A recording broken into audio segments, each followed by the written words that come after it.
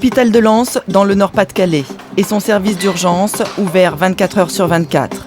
Ici, viennent en moyenne 150 personnes par jour.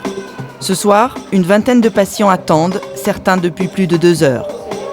Toutes les 10 minutes, il en arrive un nouveau. Mais à 22h30, tout bascule. Une voiture a percuté de plein fouet un jeune homme sur son scooter. Il a sans doute plusieurs fractures, il est peut-être entre la vie et la mort, et pour les urgentistes, il va nécessiter toutes les attentions. Salut, les prêtres. Et c'est Juliette Gaillet qui est en première ligne. Ce soir, elle est le seul médecin du service. Elle n'a que 2 ans d'expérience ici aux urgences. Ouais, un scooter, un choc frontal avec une voiture, une cinétique violente. Dis-moi ce qu'il a. T'as un gros hématome. Ouais. Une fracture diaphysaire. Donc là, une fracture. Avec une plaie. Qui saigne. Et ici, c'est la plaie qui est délabrée. Si elle est toute seule ce soir à assurer la garde, c'est que les urgences de Lens manquent de médecins. Ils devraient être 19 en tout, ils ne sont que 11. Et au niveau cérébral, rien. Ça fait mal. Mais là, je vous fais mal? Non, de côté. Non, mais le fait d'appuyer là, est-ce que ça fait mal de l'autre côté? Il manque 8 médecins pour assurer la permanence du service, nuit et jour, et 7 jours sur 7. Ce soir, Juliette Gaillet va devoir faire des choix. Quand c'est vital, on n'est pas en charge immédiatement. Bon, là, en plus, il y avait une équipe SMUR sur place, donc il y avait un médecin sur place qui l'a pris en charge et on prend le relais immédiatement. Et à ce moment-là, on laisse de côté toutes les autres pathologies. 3. À Lens, tous ceux qui sont venus aux urgences ce soir pour voir un médecin vont devoir patienter. Cette femme et son fils attendent maintenant depuis 1 heure. Ils ne se doutent pas que ce service manque à ce point de personnel et qu'ils vont attendre encore une bonne partie de la nuit. C'est un peu faux parce que quand même, on est en 2007 et on pourrait quand même espérer avoir des soins quand même plus rapides, plus importants et plus sérieux. C'est trop long, beaucoup trop long. Les médecins sont en train de voir les dossiers un par un. Et c'est aux infirmiers de répéter inlassablement aux patients « il faut attendre ». Pour cette maman et sa fillette de 9 ans qui se plaint d'une douleur au ventre, l'attente s'ajoute à l'inquiétude de ne pas savoir. Qu'est-ce qui se passe? Un petit ras-le-bol. Ça fait un petit moment qu'on attend là, c'est... 10 minutes plus tard, 2 autres accidentés de la route, 2 blessés graves, arrivent avec les pompiers qui découvrent un bureau vide. Bonsoir, il y a quelqu'un? Il y a quelqu'un pour faire les transmissions?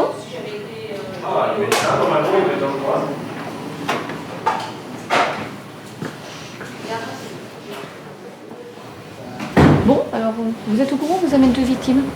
Le centre 15 vous a prévenu? Non. Eh ben voilà, donc c'est la suite de l'accident. Pendant un court instant, l'équipe médicale des urgences s'interroge. Vont-ils pouvoir prendre en charge ces 2 nouveaux blessés? À côté, moi je vous dis ce qu'on me dit, moi c'est tout. Hein. Maintenant que je suis là, hein. Qu'est-ce qui se passe? En un quart d'heure, Juliette Gaillet, l'urgentiste, se retrouve confrontée à un cauchemar. 3 blessés graves à gérer en même temps.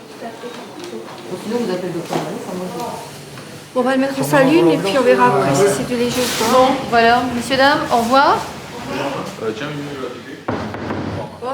Ce soir, 1 ou 2 médecins de plus n'auraient pas été de trop.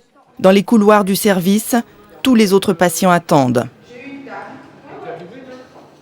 Parmi eux, les parents du petit Mathéo. Leur bébé a une forte fièvre. Inquiets, ils attendent l'avis d'un médecin depuis 1h30. 1h30 1h30 d'attente. Le médecin a dit qu'il va arriver et on attend. Encore un con. Donc ça commence à faire très long. Ils auront finalement affaire à un interne, un jeune médecin encore en formation. Voilà, celui-là. Désolé. Vous pouvez l'allonger ici. Quand le médecin de garde est occupé, ce sont eux qui prennent le relais. Chaque soir, ils sont 2 internes à venir prêter main forte au service. Je vous disais, la température, elle était vraiment isolée. Il n'y a pas eu de diarrhée, rien du tout. La diarrhée tout à l'heure par rapport au doliprane, parce que les filles de gaz avant et après c'est tout. Elle toussait pas.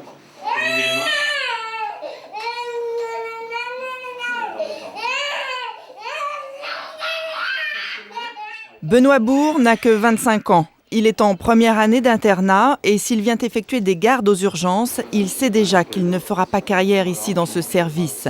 Il est comme tous les jeunes médecins, il ne veut pas d'un poste à l'hôpital avec tous les sacrifices que cela impose. Moi, les urgences, ça me plaît, je suis motivé, mais dans ces conditions-là, moi, je me sens pas travailler comme ça, c'est sûr. Moi, je veux pas m'orienter vers les urgences. C'est vrai qu'au niveau des structures, l'organisation, pour moi, c'est pas possible que ça continue comme ça à tous les niveaux. Je serais pas urgentiste, non. Voilà. Petit moment de répit pour Juliette Gaillet, qui peut reprendre maintenant la consultation qu'elle avait laissée en suspens il y a plus de 2 heures. Donc on en était où sur votre douleur? On a des problèmes. Droite à gauche. Tout ça. Et aujourd'hui, vous étiez encore plus contrarié que d'habitude ou bien qu'est-ce qui s'est passé? Aux urgences de Lens, Juliette Gaillet est une exception. Si elle accepte de travailler dans des conditions difficiles, c'est pour une seule raison, elle a des attaches fortes avec sa région. Moi, je suis d'ici, je suis née ici, donc c'est vrai que j'ai mes habitudes ici. Mais j'imagine quelqu'un qui n'est pas ancré dans la région, qui n'est pas attaché à la région, il n'y a aucune raison de s'installer ici. Il a une mauvaise qualité de vie, il ne peut pas bien s'occuper de ses patients parce qu'il est surchargé. Il fait des horaires monstrueux, il ne trouve pas de remplaçant pour partir en vacances. C'est un cercle sans fin. C'est pour toutes ces raisons que 8 postes de médecins ne trouvent pas preneur ici aux urgences de Lens. Je trouve un aide-soignant, mais personne. Et sur l'ensemble des hôpitaux français, c'est plus de 5000 postes de médecins qui sont vacants aujourd'hui. L'hôpital n'attire plus les vocations. Pour notre enquête, nous nous rendons à Nevers, à 250 km au sud de Paris. Bien qu'il soit l'un des plus modernes de France, l'hôpital doit faire face à une situation encore plus critique. Parce qu'ici, s'il manque des médecins à l'hôpital, il en manque aussi partout autour. Il y a trop peu de médecins généralistes dans le département de la Nièvre et cela rejaillit sur l'hôpital. Dans ce seul service des urgences où 12 postes de médecins sont vacants sur un effectif de 20, l'hôpital doit en plus se substituer aux médecins de ville.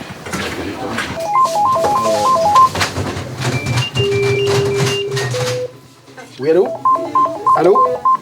Oui, bonjour madame, qu'est-ce qui vous arrive? Qu'est-ce qui vous arrive? Vous avez mal depuis combien de temps? Alain Chantegré, le chef du service des urgences et du SAMU, doit au quotidien gérer une situation locale qui le dépasse. Et ce matin, le docteur est absent, donc vous n'avez pas pu le joindre. Oui, moi je suis un docteur, mais je ne vais pas me déplacer là. Je peux pas, mais je peux essayer de vous trouver un confrère. Ça vous irait, ça? Je vais essayer de vous trouver un autre médecin. Hein, et on va vous rappeler. Hein. Voilà, à tout à l'heure. Voilà, au revoir. T'as trouvé un médecin pour la dame qui avait... Non, j'en ai déjà fait 4. Il y en a un qui m'a répondu ce soir, 19h éventuellement, si je trouve personne d'autre. Donc je fais le tour des médecins de Nevers. Oui, bonjour, le SAMU en ligne. On a une demande de visite sur Nevers, une dame de 93 ans. Son médecin n'est pas là aujourd'hui. Et voilà comment, en plus des urgences vitales, le SAMU de Nevers se retrouve à devoir gérer la détresse sociale. Et lorsque le SAMU téléphone à des médecins généralistes, il tombe souvent sur ce genre de message. Le cabinet du docteur est ouvert à partir de 8h30. En cas d'urgence, en mon absence, faites le 15. Merci. Depuis ce matin, c'est quand même le 7e ou 8e fois. Donc là, on a contacté 13 médecins. Il est évident qu'on ne va pas passer des heures à contacter les autres. Donc la décision, elle est simple. Devant la carence, on va essayer d'inciter la dame à venir aux urgences. Bon, après, elle est libre de ne pas venir ou pas. Alain Chantegré est donc obligé de faire venir aux urgences une vieille dame qui n'en a peut-être pas besoin, alors que son service est débordé. Donc je vous propose de vous envoyer une ambulance pour que vous soyez vu par un médecin au niveau des urgences. D'accord, mais on va faire ça aux urgences, là. Ah, il va falloir attendre un petit peu, peut-être, oui. Comment? Oui, il va peut-être falloir attendre un petit peu. Oui, un petit peu, je connais la musique. Ah. 4 fois, puis 2 heures la fois d'avant. D'accord. Oh non. Bah, je vous envoie l'ambulance. Comment? Je vous envoie l'ambulance? Oh, mais non, je vais pas attendre aux urgences. Vous voyez un peu la détresse des gens, seuls, âgés. Alors on prend des palliatifs, là, c'est pas très bon. Hein. Surtout qu'elle a mal depuis ce matin, ça traîne. Et on va essayer de jouer comme ça. C'est pas de la médecine excellente. Hein. Et c'est comme ça qu'en 4 ans, l'activité des urgences à Nevers a triplé, alors qu'il manque plus de la moitié des urgentistes. Comment l'hôpital fait-il face? Comment le personnel vit la situation? En nous posant ces questions, nous ne sommes pas au bout de nos surprises. Il y a moyen de rencontrer un praticien hospitalier du service des urgences, là, cet après-midi? Eh bien, écoutez, aujourd'hui, il semble que l'ensemble des praticiens en fonction dans le service soient des intérimaires, donc à cette heure-ci, c'est pas possible. D'accord. Les intérimaires, le service fonctionne entièrement avec ces médecins d'un nouveau genre. Avec la pénurie dans les hôpitaux, ils sont très demandés. Alors, ils travaillent à la carte et souvent dans plusieurs établissements. Sommes-nous venus un jour exceptionnel?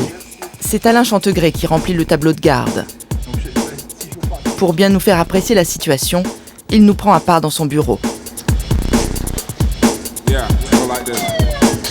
Si on regarde, si vous voulez, un tableau de garde de fonctionnement d'un service, d'un pôle d'urgence comme celui-ci, on s'aperçoit qu'il faut une quantité de médecins relativement importante. Puisque là, je vous ai mis un tableau de garde à fonctionnement, j'ai pris le mois de novembre. Donc vous voyez que sur une journée sont présents 1, 2, 3, 4, 5, 6, 7, 8, 9, 10, 11 et 12 médecins. Alors maintenant, je vais vous faire un tour de passe-passe. Et vous allez voir dans le tableau, donc toutes les plages jaunes sont des gens qui sont des intérimaires et qui nous permettent de fonctionner. Ça veut dire que si on n'avait pas ces plages jaunes, vous voyez le nombre je dirais entre guillemets, de trous ou de défects que nous aurions sur un mois. Et c'est valable 12 mois, enfin à chaque mois ça se répète. Donc vous voyez que c'est considérable. Parmi ces intérimaires, il y a ceux qui viennent pour 2 ou 3 jours et qu'on ne revoit plus, et il y a ceux qui restent. Paradoxe du système, ceux-là deviennent des intérimaires permanents. Comme Olivier Ménérol, 37 ans. C'est un praticien hospitalier qui a jeté l'éponge. Trop de gardes, de week-ends d'astreinte et un rythme de plus en plus stressant l'ont conduit à démissionner de son poste. Je suis presque permanent, un intérimaire permanent. Je suis placement permanent sur un seul hôpital, tout le temps. Presque permanent, c'est-à-dire? Ça veut dire que je travaille du lundi au vendredi et je recommence de semaine en semaine. J'ai choisi l'intérim parce que ça me permet d'avoir les week-ends de libre. Parce que c'est moi qui choisis de travailler un peu à la carte et surtout étant mieux rémunéré que d'être un praticien hospitalier. Dites-moi combien vous gagnez. Ça vous gêne? Oui. C'est gênant? Oui, c'est gênant. Pourquoi? C'est si différent que ça? C'est pas différent, mais le problème c'est que quand on parle d'argent, les gens un peu oublient que c'est pas aussi facile que ça de dire un salaire. Surtout par rapport à des gens qui gagnent beaucoup moins. Les intérimaires sont théoriquement rémunérés 219 € net par jour, c'est le plafond légal. Mais à ce prix-là, personne ne travaille. Vu la pénurie, les intérimaires font monter les enchères. Ils sont payés 2 à 3 fois plus que ce qui est autorisé. N'ayez pas peur, continuez à respirer. Comme on est en pénurie et qu'on a besoin de collègues pour fonctionner, il y a parfois une surenchère un peu excessive qui se produit. Donc on arrive à certaines situations qui sont, je dirais, carrément anormales. Épreuve de cette situation anormale, Alain Chantegré tient à nous montrer un dossier parmi tant d'autres. Donc vous voyez, un praticien qui demandait pour une nuit donc du mois de décembre ou de réveillon jusqu'à 2 000 € pour la nuit. Donc évidemment, ça a été refusé par l'administration hospitalière, mais pourquoi pas 6 000 et pourquoi pas 10 000 €. Mais ça, c'est la loi de l'offre et la demande qui aboutit à ce genre de pratique. Donc il faut être vigilant. Déjà, l'intérim coûte très cher aux hôpitaux. Donc il ne faut pas qu'on rentre dans ce type de dérive. Les médecins mercenaires, car c'est comme ça qu'on les baptise à l'hôpital, sont indispensables, mais ils coûtent cher. Mais combien coûtent-ils réellement ? Nous nous rendons à la direction sans vraiment prévenir pour parler gros sous avec le directeur. Par rapport aux intérimaires, qu'est-ce que ça représente en masse salariale et comment vous le justifiez? En masse salariale, attends, je l'ai plus en tête le chiffre. Madame Dallot, combien on a dépensé pour les intérimaires l'année dernière, vous savez? Non mais vous me l'aviez donné là pour la procédure budgétaire, on l'avait... Oui, non, mais là, j'ai des... Les intérimaires des urgences. Que pour les urgences? Oui, que pour les urgences. Sur le secteur SAU. Ben, je vérifie parce que là, sur le total, ça fait 2 735 000 euros. Non mais surtout l'hôpital. Surtout l'hôpital. On a dépensé 2 500 000 euros au niveau des intérimaires sur l'hôpital, dont pour les urgences, ça tourne autour de 1,8 million, quelque chose comme ça, si mes souvenirs sont bons. 1,8 million pour les urgences. En plus de Globalement. Hein. La dépense globale d'intérimaire. Pour savoir ce qu'on a dépensé en plus, il faut faire la différence entre le salaire de PH titulaire et mais globalement, c'est à peu près 3 fois plus. 2,5 à 3 fois plus que si c'était des médecins titulaires. Un surcoût de 1 200 000 euros par an qui aggrave le déficit de l'hôpital et pénalise les investissements. C'est la seule solution pour faire fonctionner les urgences de l'hôpital, autrement dit la permanence des soins. Mais au-delà des chiffres, c'est toute une culture de l'hôpital public qui vole en éclats. À la relève, nous finissons par trouver un praticien statutaire. Son salaire, environ 4 000 euros net par mois, représente environ la moitié de ceux de ses collègues intérimaires permanents.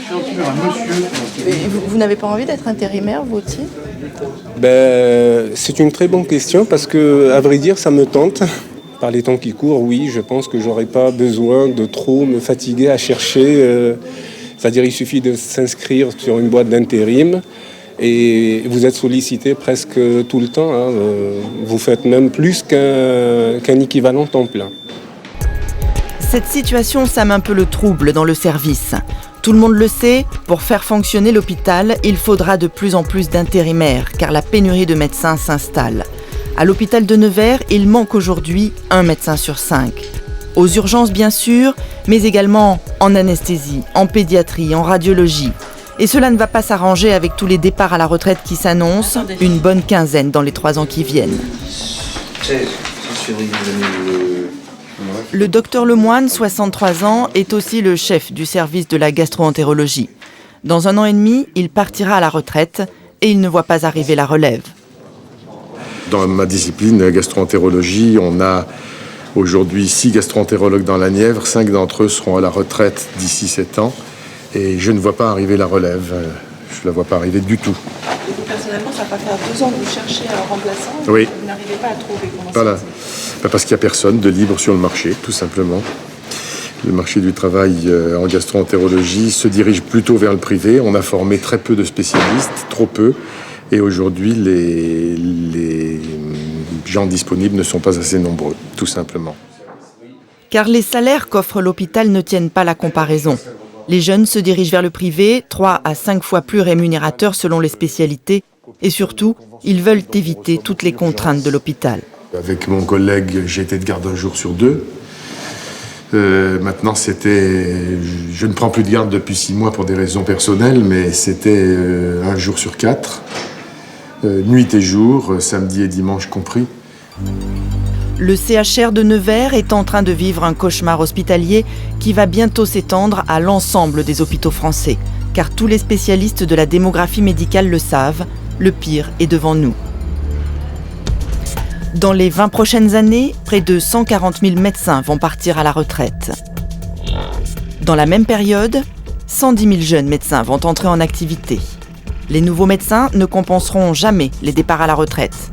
Résultat, le total des médecins français va chuter inexorablement dans les prochaines années. En 2025, il y aura 30 000 médecins en moins pour nous soigner. Le président de l'Université de la Méditerranée à Marseille est aussi président de l'Observatoire de la démographie médicale, créé il y a 5 ans.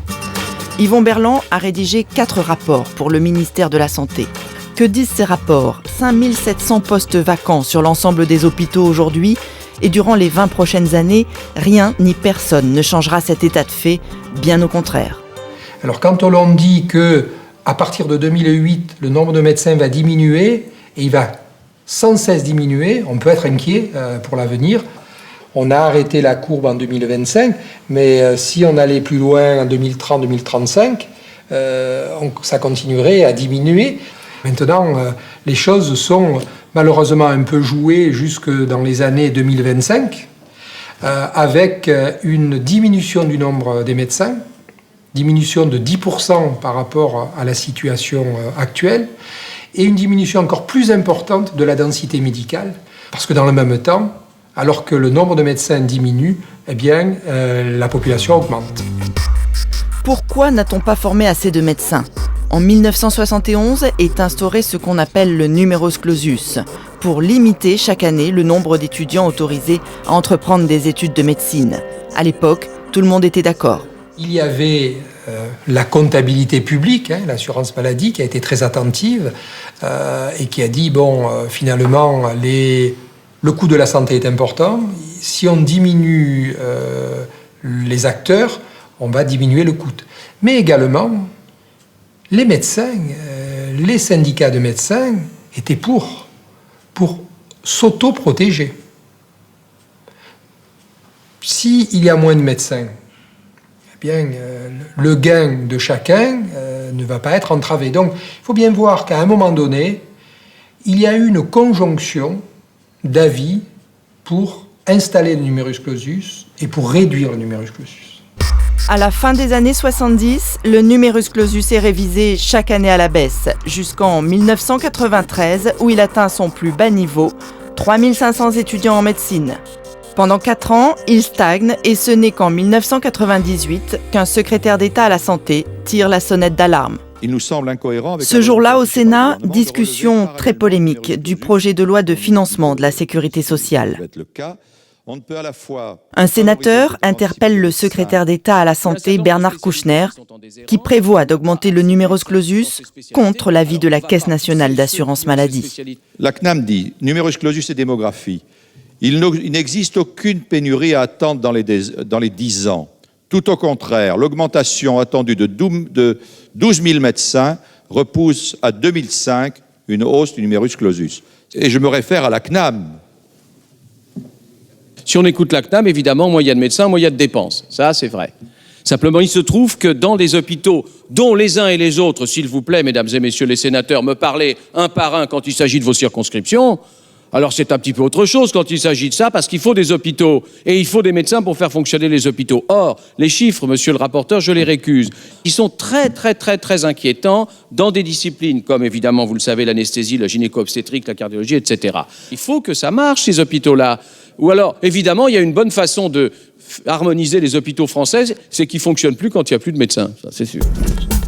À partir de 1998, les ministres de la Santé qui vont se succéder, de gauche comme de droite, vont continuellement augmenter le numerus clausus pour le stabiliser à 7000 futurs médecins à partir de 2005. Et il est prévu qu'il reste à ce niveau jusqu'en 2010. Mais pour les 15 ans qui viennent, la bataille est perdue d'avance puisqu'il faut du temps pour former un médecin et plus encore un médecin spécialiste. Cette pénurie programmée s'insinue déjà dans des régions où on ne l'attendait pas.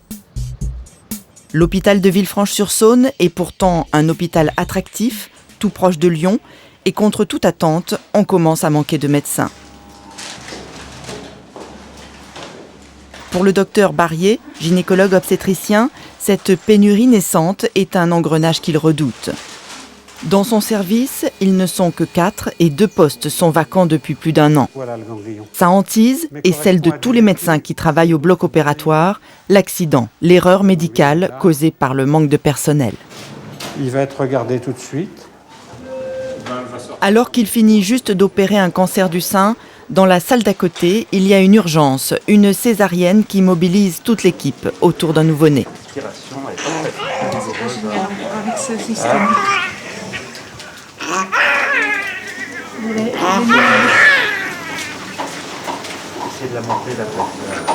C'est le genre d'événement qui n'est pas rare et qui nécessite des équipes nombreuses. Quand je vous disais tout à l'heure, quand on est 2 opérationnels et que les 2 sont en train d'opérer, il y a l'urgence.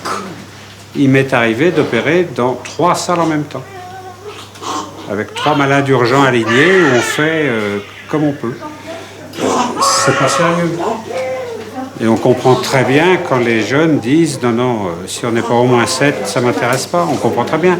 Parce que ça va se produire 5-6 fois par an, mais ces 5-6 fois par an, vous prenez 10 ans. Et où s'il y a une catastrophe, on est forcément coupable, on est responsable, on dort plus pendant des années parce que c'est un défaut d'organisation qui nous échappe complètement. Le nourrisson sera sorti d'affaire suite à ses premiers gestes d'urgence. Pour les médecins, les conditions de travail dans un service qui manque de personnel comme celui-ci deviennent trop risquées. Plus personne ne veut alors venir y travailler. Et voilà comment une petite pénurie engendre une grande pénurie. Ça, ce sont des équipements qui sont très coûteux. Philippe El-Saïr, le directeur de l'hôpital. S'il nous a ouvert les portes de son établissement, c'est aussi qu'il a la parole libre. Il est le président du SNCH, le syndicat majoritaire chez les directeurs d'hôpitaux.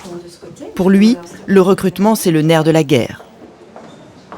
Ici, on manque de gynécologues, de chirurgiens, mais c'est en anesthésie que la situation est la plus critique. Sur un effectif de 7, il en manque 3.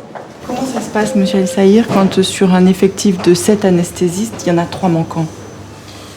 C'est catastrophique parce que ça veut dire que les 4 qui demeurent s'usent progressivement, s'épuisent. C'est catastrophique parce que ça veut dire qu'il faut restreindre les plages du bloc opératoire. Donc ça veut dire qu'il y a des gens qu'on ne peut pas opérer, qu'on est obligé de décaler. Donc ça veut dire une attente pour les gens pour se faire opérer, pour les patients beaucoup plus importante, des délais d'opération plus importants. Et enfin, c'est catastrophique pour la collectivité et pour l'établissement parce que ça veut dire des coûts de remplaçants, puisqu'on est obligé de recourir à des médecins remplaçants très importants. Pour Philippe El-Saïr, il n'est pas question de laisser l'anesthésie tourner au ralenti, sinon c'est la maternité qui ferme, la chirurgie et aussi les urgences.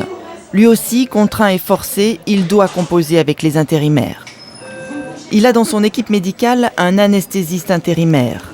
Patrick Gravelet se partage entre plusieurs établissements et vient faire 1 semaine par mois ici à l'hôpital de Villefranche. Je suis bien contente. On va vous faire respirer dans un masque avec un petit peu d'oxygène. Oui, puis vous allez dormir une petite heure. Gonflez bien vos poumons. Puis dormez bien. Il fait partie de ces médecins qui font de l'intérim un mode de vie. C'est lui qui gère entièrement son planning, ses jours de congé, et vis-à-vis de l'hôpital, il se définit lui-même comme un prestataire de service. Une révolution culturelle dans l'hôpital public. Est-ce que vous imaginez que c'est le mode de fonctionnement de demain de l'hôpital public? Pourquoi pas? Peut-être que toutes les spécialités médicales ne peuvent pas offrir ce genre de mode d'exercice, mais dans des spécialités entre guillemets techniques comme la nôtre, pourquoi pas? L'essentiel, c'est de s'occuper correctement des patients. Vous envisageriez aujourd'hui d'être praticien hospitalier dans un service? C'est une idée qui est complètement farfelue aujourd'hui. C'est totalement farfelu. Totalement farfelu. Pour une raison d'une simplicité enfantine. J'ai bientôt 50 ans, j'ai une vie de famille, j'ai des engagements sociaux et financiers. Il faut que je puisse les assumer.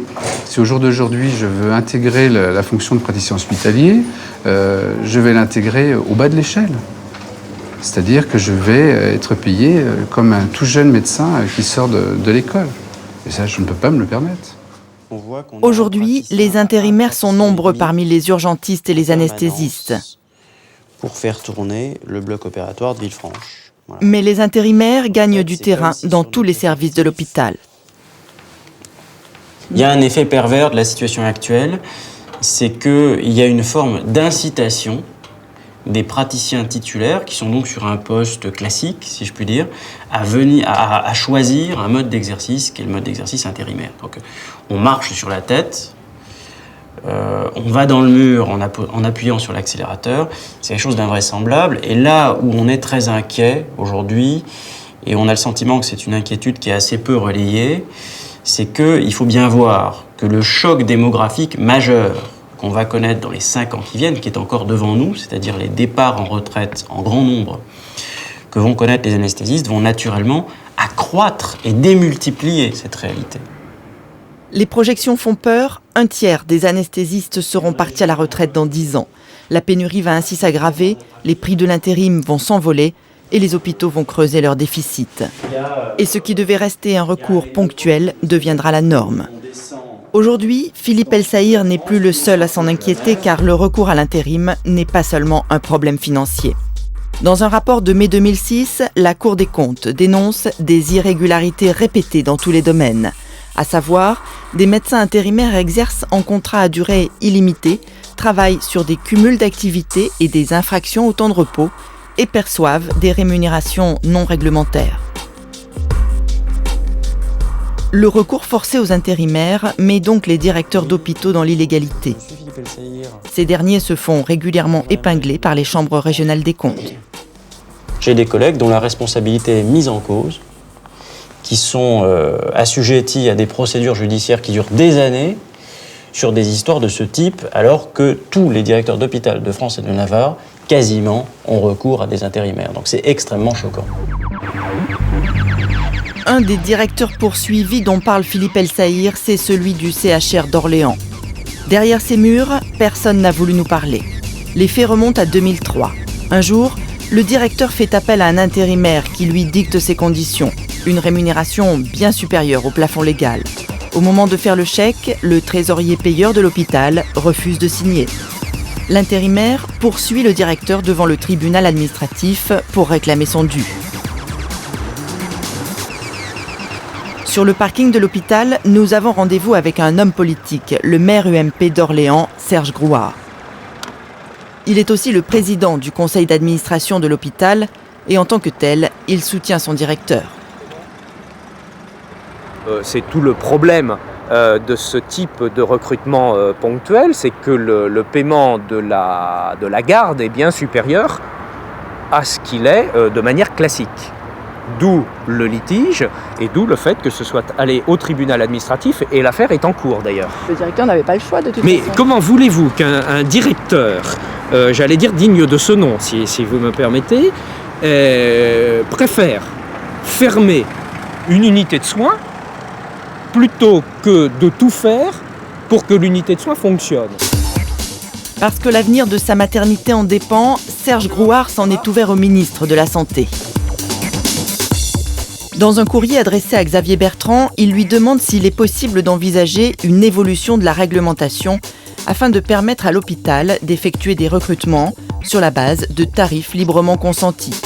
Réponse du ministre, il n'est pas envisagé de modifier ces règles. Cette réponse, elle a valeur officielle, puisqu'elle est publiée au journal officiel de la République française. Et par conséquent, j'espère qu'au travers de cela, quand on évoque la question fondamentale de l'éthique, c'est qu'on va remettre un peu d'ordonnancement, d'ordre dans tout cela. La manœuvre politique du maire d'Orléans n'avait donc qu'un seul but, obliger le ministre de la Santé à se positionner. Xavier Bertrand le sait bien, la question des intérimaires est un sujet sensible, sur lequel les politiques vont devoir se pencher. Donc aujourd'hui, on sait à Orléans qu'il y a un problème parce qu'à l'époque, les praticiens qui ont été recrutés l'ont été en dehors des règles de la comptabilité publique et de la réglementation. Donc sur place, il y a aujourd'hui un contentieux, à eux de le régler, mais on ne va pas attendre qu'il y ait des contentieux qui se multiplient. Il faut justement faire bouger cette réglementation. Ça va nous amener, c'est bien aujourd'hui, à faire évoluer le regard des uns et des autres, de comprendre qu'on reste attaché au statut, mais qu'il faut davantage de souplesse. Xavier Bertrand n'en dira pas plus, et pour cause. À quelques semaines de l'élection présidentielle, difficile d'engager un débat à haut risque sur la pénurie et ses conséquences. Pour Philippe Elsaïr, c'est pourtant le bon moment pour ouvrir le débat. Et en tant que président du syndicat national des cadres hospitaliers, il compte bien, à Paris, interpeller le monde politique. Alors il faut arriver à persuader les responsables politiques qu'au fond, leur intérêt à agir vite est plus important que leur intérêt à différer les décisions. C'est ça notre boulot. Philippe Elsaïr a sa petite idée pour que les hôpitaux aient à nouveau des médecins. Si ces derniers étaient équitablement répartis sur le territoire, la pénurie se ferait moins sentir. Les médecins aiment les régions ensoleillées, la mer, la montagne et les grandes villes. Ils délaissent les départements ruraux comme à Nevers et les zones où vivent les Français à faible revenu comme à Lens. On ne peut plus prétendre mener une politique de santé en France si on ne traite pas le problème de la répartition des docteurs sur le territoire. Il faut mettre des docteurs là où il y a des malades. Bon, ça fait 10 ans qu'on le sait, maintenant il faut le faire. Imposer la répartition des médecins sur le territoire, une idée presque taboue qu'aucun ministre de la Santé n'a osé mettre en œuvre. Dans les couloirs de l'Assemblée nationale, Philippe Elsaïr va pourtant tenter de la défendre. Il y a 5 mois, il a écrit à tous les parlementaires pour tenter de faire avancer la cause hospitalière. Il est reçu aujourd'hui par le vice-président de l'Assemblée nationale et qui plus est le spécialiste des questions de sécurité sociale, le député UMP Yves Bur. Oui, je vois que vous êtes une star, donc je n'avais pas, je ne m'y attendais pas a priori, quoi, voilà. On voit bien qu'on a un sujet qui est la répartition des docteurs sur le territoire. Mettre les docteurs là où sont les malades. Ah oui. Alors comment on fait ça? Le problème, d'abord, il faut, dans le débat sur le système de santé, et notamment à l'hôpital, il faut d'abord se placer du point de vue du malade, de l'usager. La question était simple, mais le député esquive et Philippe El-Saïr revient à la charge. Dans les programmes des partis politiques, on voit peu de choses concrètes sur les sujets qui fâchent quand même. On ne veut pas, attendez, aucun parti politique va vous dire des choses désagréables avant les élections. Et alors comment on agit après les élections si on dit rien avant? C'est le débat qu'on peut avoir maintenant. C'est de préparer, d'avoir de vrais dialogues, hein, et la modernité, et d'avoir un peu de regarder les problèmes en face. Et je crois que les directeurs... Regarder les problèmes en face, pour Yves Bur, le temps n'est pas encore venu de prendre des décisions. Oui, nous ce qu'on identifie bien, c'est que l'hôpital public a besoin de décisions politiques, quoi.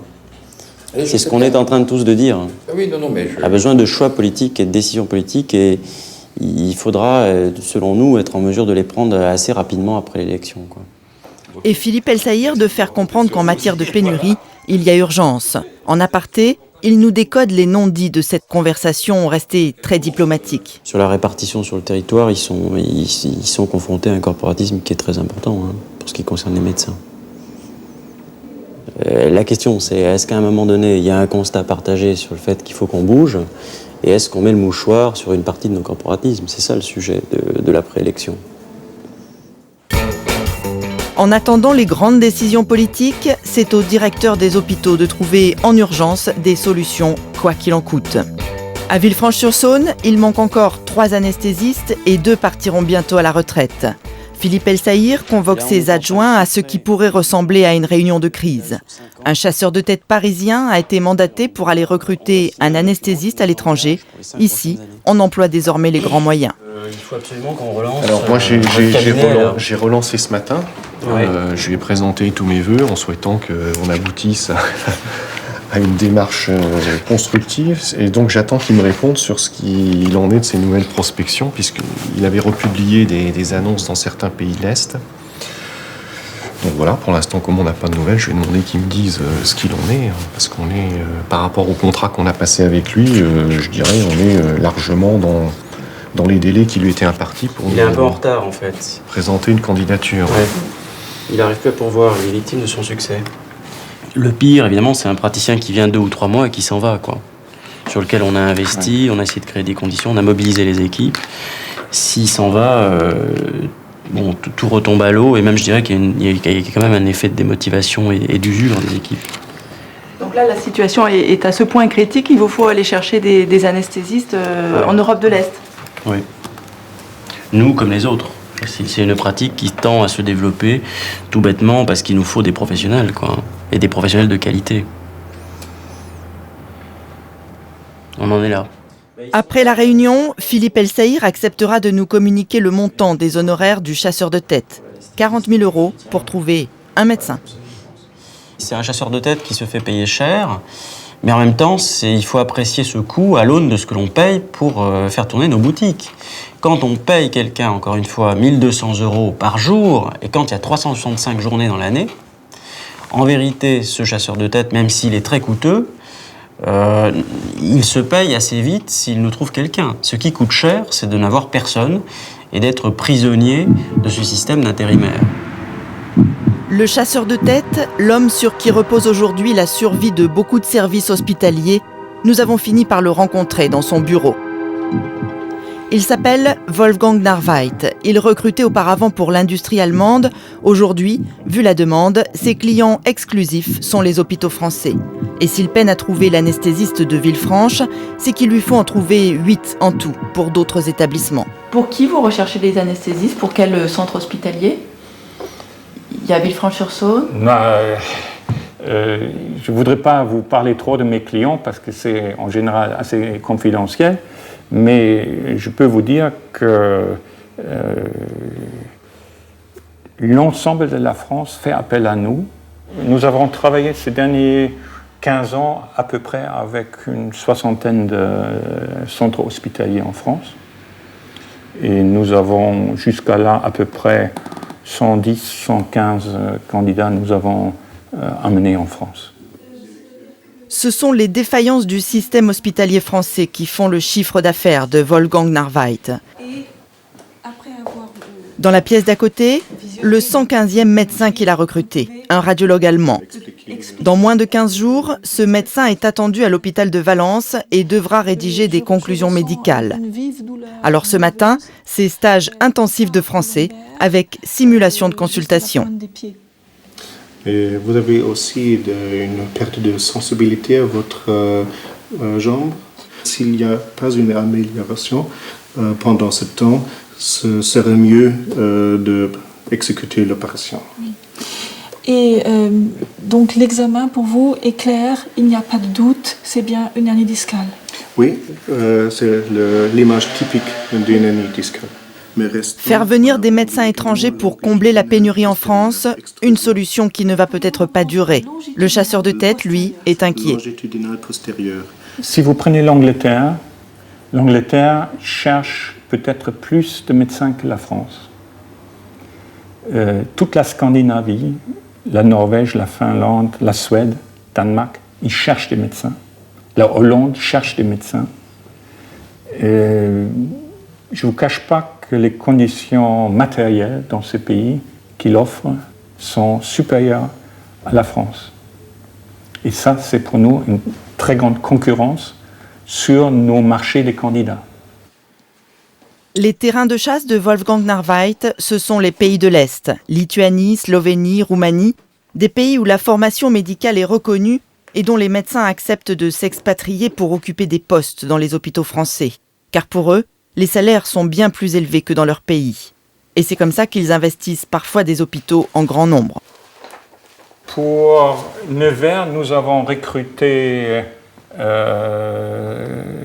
anesthésistes, un urgentiste, un néphrologue et un pédiatre. Donc vous voyez que, par exemple, Nevers, malgré c'est un hôpital superbe, très moderne, ils ont des difficultés de recrutement. Le pédiatre, c'est lui, le docteur Pavel Buchler.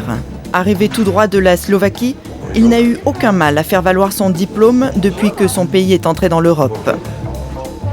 C'est le poste de pilotage avec mes infirmières favoris qui sont très timides. En 8 mois de temps, ce célibataire s'est parfaitement intégré au point de devenir la coqueluche du service. Et tout le monde ici a oublié son accent. Bonjour. Bonjour. Je m'appelle Buchler, je suis le pédiatre du service. Et comme votre bébé doit sortir bientôt, je suis là pour l'examiner, pour voir, pour vous dire que tout va bien, que vous avez un bébé parfait, qu'il n'y a pas de souci, qu'il n'y a pas de doute qu'elle peut sortir.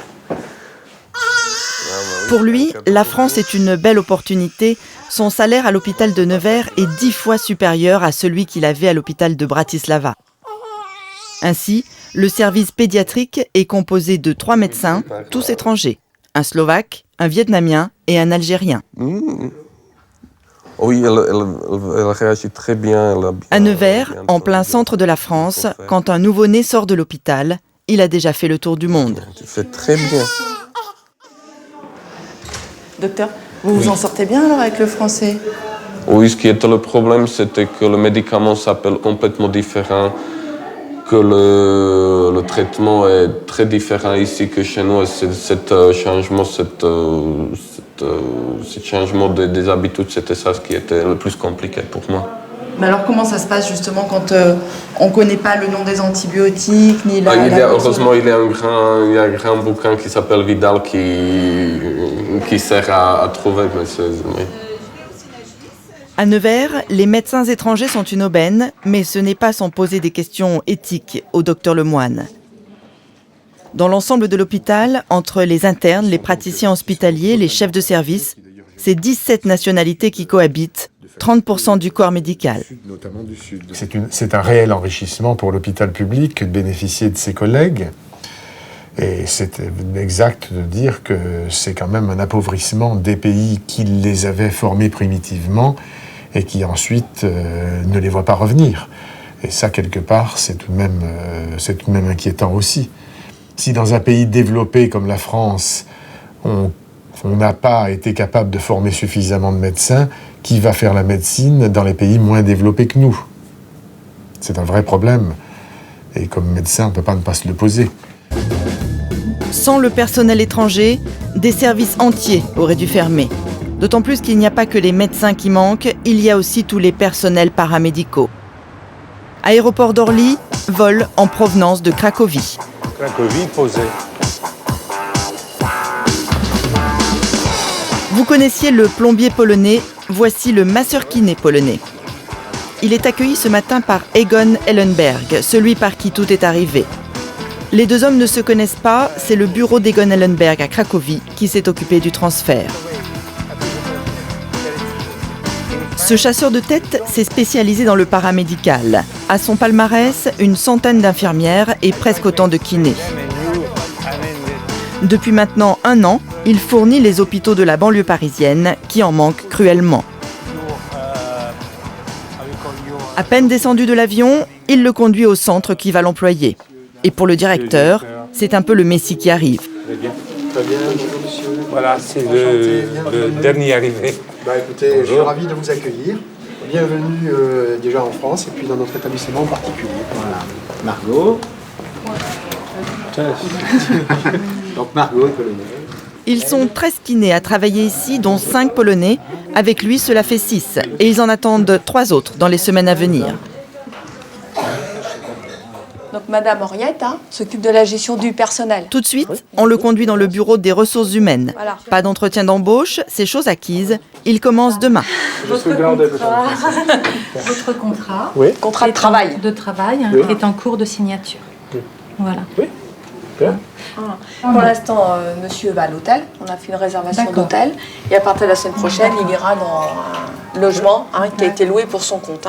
Les 3 premiers mois de loyer sont déjà réglés. Le centre de rééducation est prêt à tout pour faire venir les kinés polonais. Alors, pour vous donner une idée, aujourd'hui, cet établissement fonctionne à pleine capacité. Sans le renfort de la main-d'œuvre étrangère et des rééducateurs en particulier, kinésithérapeutes, je pense que l'établissement fonctionnerait à la moitié de sa capacité, sur 50 lits. Trouver du personnel paramédical pour les hôpitaux de la banlieue parisienne, une véritable prouesse. Un secteur est particulièrement touché, celui de la gériatrie. Autant dire que les 14 infirmières polonaises qui sont arrivées à l'hôpital de Gonesse dans le Val d'Oise sont les bienvenues. Isabelle, je cherche Dorota. Agnieszka Dorota est par là? Dorota Monsieur Boulamoussen, il changeait le passement. D'accord, donc elle est dans les soins? À peine arrivées de Pologne, elles intègrent le service gériatrie même si elles ne parlent pas un seul mot de français. Comment ça va? Ça va? Donc, Beata m'a dit que tu avais fait la distribution des médicaments ce matin.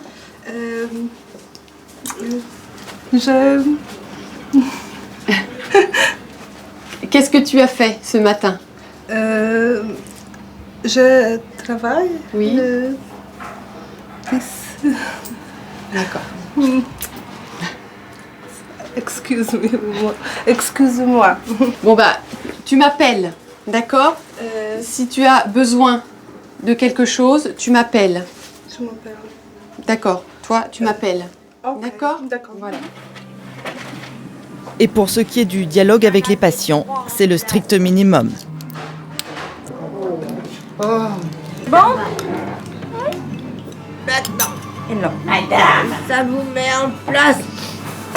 Maintenant, madame. Dans un service où beaucoup sont atteints de la maladie d'Alzheimer, leur parler en polonais ou en mauvais français, c'est à coup sûr les désorienter un peu plus. Nadine Rénal, médecin gériatre, s'indigne de cette situation, mais elle n'a pas d'autre choix. Imaginez-vous en situation de difficulté en tant que malade, devoir faire appel à quelqu'un qui ne parle pas votre langue. Enfin, et a fortiori, quand on sera vieux, excusez-moi, mais avec les difficultés de dépasser les choses, vous imaginez si on ne parle pas polonais. Enfin bon, c'est... Bon, elles parleront certainement très bien français à ce moment-là. Enfin, c'est bien triste. Que la santé en soit arrivée là. Vous dites que la santé en soit arrivée là. Ouais. Les infirmières polonaises ne parlent pas français, mais elles travaillent beaucoup et sans compter. Ce matin, devant l'absence de l'une d'entre elles, elles ont tout de suite pris l'initiative de se redistribuer les tâches.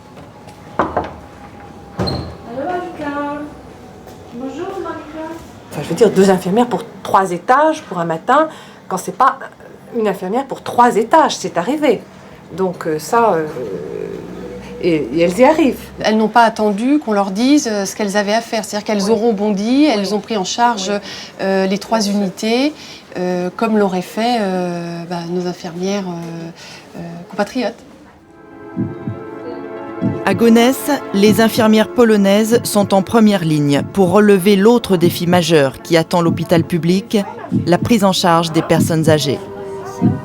La pénurie de médecins annoncée pour les 15 ans qui viennent et le manque de personnel paramédical menacent l'existence même du service public hospitalier français. À l'avenir, certains établissements ressembleront peut-être à cette aile de l'hôpital de Gonesse, un bâtiment abandonné, des couloirs vides, des chambres condamnées, faute de personnel pour y travailler. Sur qui faudra-t-il compter demain pour nous soigner ?